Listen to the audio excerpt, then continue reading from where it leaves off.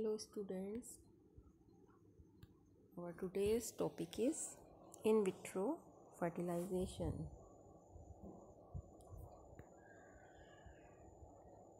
देखिए आप इसको, ये फर्स्ट डिलीवर्ड जो बेबी था IVF वाला, आप समझते हैं what do we mean by in vitro fertilisation. Vitro means कांच, पेट्री डिश, टेस्ट ट्यूब, और कृत्रिम रूप से जो बाहर निषेचन करवाया जाता है इन विट्रो फर्टिलाइजेशन या कृत्रिम निषेचन इसको कहते हैं.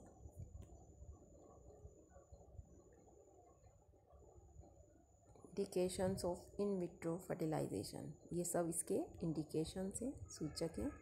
Idiopathic causes, female causes. देखिए क्या क्या प्रॉब्लम्स होती है तब इनको करना पड़ता है. Problems of fallopian tubes obstruction और साल्पिंगेटोमी ड्यू टू इक्टोपिक प्रेगनेंसी. फिर एंडोमेट्रियोसिस, ओव्यूलेशन प्रॉब्लम भी हो सकती है, तब भी इन विट्रो फर्टिलाइजेशन करवाना पड़ता है. ये तो फीमेल कोजेस थे. अब मेल कोजेस के defects in sperm quantity and quality, शुक्राणु की क्वालिटी और संख्या में कमी होना. Inability of the sperm to penetrate the cervical mucus, no sperm seen in the semen fluid. फिर जेनेटिक डायग्नोसिस भी होता है. Pre implantation genetic diagnosis to rule out genetic disorders. There are 7 steps for IVF procedures. कितने चरण हैं IVF या इन vitro fertilisation के, कृत्रिम निषेचन के? 7 स्टेप हैं.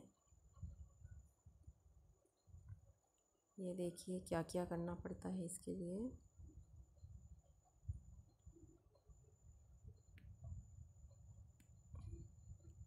मेल एंड फीमेल दोनों के कितने टेस्ट होते हैं. ये फर्स्ट स्टेप है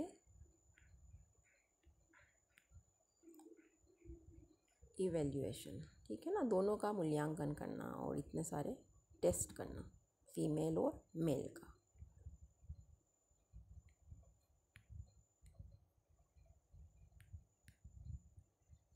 फिर है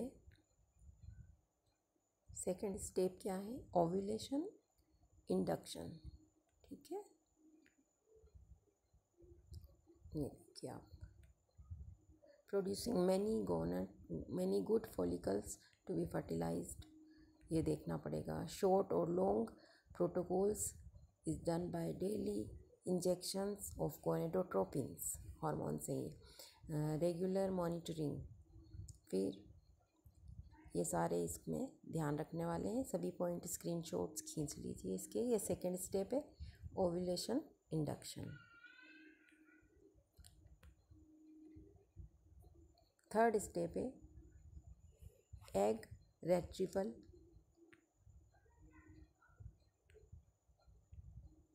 देखिए इन विट्रो फर्टिलाइजेशन बहुत ही कॉम्प्लिकेटेड होता है.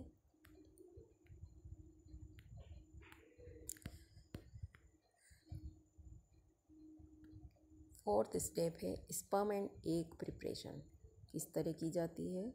The eggs are prepared and stripped from the surrounding cells.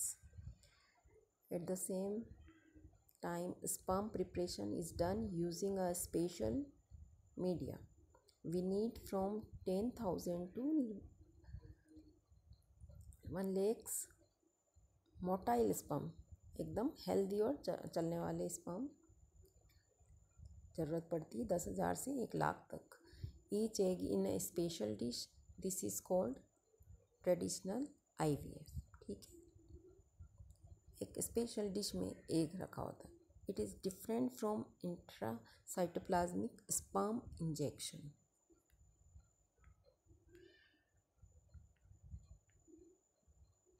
ये हो गया आपका फोर्थ स्टेप. फिर है फिफ्थ स्टेप फर्टिलाइजेशन. ये हमारा सबसे इम्पोर्टेंट 5वां जो चरण है, सबसे इम्पोर्टेंट है निषेचन. यही हमारा टॉपिक था ना, इन vitro fertilisation.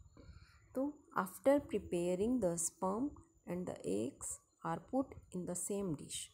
In case of failed fertilization, we use ICSI procedures. फिर है 6th स्टेप, हमने कहा था 7 चरण है हमारे इसके, तो छठा चरण क्या है? Blastocyst day 5th embryo after 16 to 18 hours after the eggs called zygotes. ठीक है, फर्टिलाइजेशन होने के बाद जो अंडा है वो अब क्या किस नाम से पुकारेंगे? युग्मनज या जाइगोट। फिर they are cultured in special incubators to support division and development. Incubate करना पड़ेगा इनको, बेटर्स जो होते हैं उसके अंदर इनको रख दिया जाएगा, स्पेशल जो हमारा टेम्परेचर है उसको सेट करके। क्या होगा फिर इसके आगे? जाइगोट बन जाता है तो क्लीवेज होते हैं, आगे के डिवीज़न होते हैं, विदलन जिसे कहते हैं। In this step if the couple has a history of certain genetic disease, अगर उनकी कोई आनुवंशिक रोग की इतिहास होगा तो and the gene that is causing the problem is identified, we may do pre implantation genetic diagnosis. Grading of the embryos is done using specific criteria.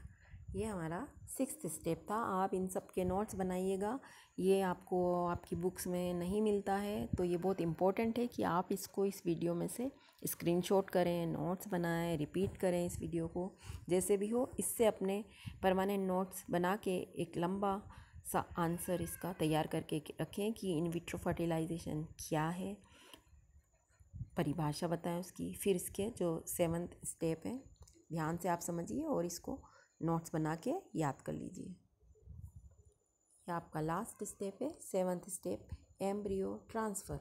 अब आपको जो भ्रूण आपने बार तैयार किया है, एम्ब्रियो निषेचन बार करवाया और क्लीवेज और विदलन बाहर हो गया, अब ये एम्ब्रियो कहलाएगा। जाइगोट के बाद क्लीवेज हुआ, क्लीवेज के बाद ये भ्रूण बन गया एम्ब्रियो। अब इस एम्ब्रियो को कहाँ ट्रांसफ़र करना है? फीमेल की बॉडी में ट्रांसफ़र करना है इसको, यूट्रस में। The embryo are transferred into the uterus after 2 to 5 days, 2 से 5 दिन में इसको ट्रांसफ़र करना होता है, depending on the quality and quantity of the embryo. किस पे डिपेंड करता है ये डेज? कि उसकी क्वालिटी क्या है भ्रूण की और क्वांटिटी। यूजिंग ए स्पेशल एम्ब्रियो ट्रांसफ़र कैथेटर। क्या यूज़ होगा इसमें?